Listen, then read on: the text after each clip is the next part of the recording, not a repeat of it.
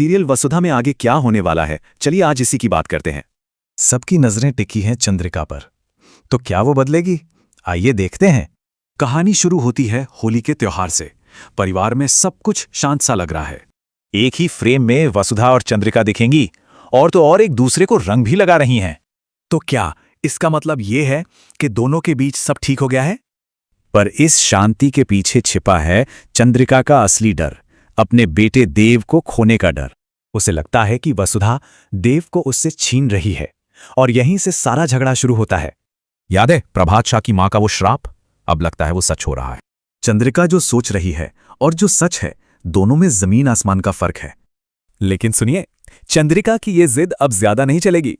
कहानी में एक बड़ा मोड़ आने वाला है और इस बदलाव की 3 बड़ी वजह होंगी। चलिए एक एक करके देखते हैं। सबसे पहले पूरा परिवार उसके खिलाफ एकजुट हो जाएगा। वो बिल्कुल अकेली पड़ जाएगी। दूसरा, देव और वसुधा का प्यार, उनके अटूट रिश्ते के सामने उसे झुकना ही पड़ेगा।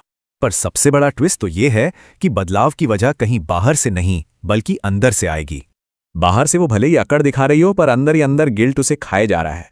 तो अब इतना सब होने के बाद देवी हुकुम आखिर करेंगी क्या? तैयार हो जाइए। भविष्यवाणी यह है कि चंद्रिका आखिरकार माफी मांगेगी।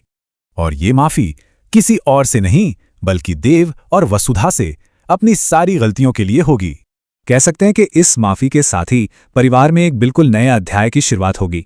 मतलब घर पे जो इतने दिनों से दुखों के बादल छाए थे, वो अब हटने वाले हैं। खासकर वसुधा के लिए ये एक बहुत बड़ा पल होगा। चंद्रिका उसे बहू मान लेगी।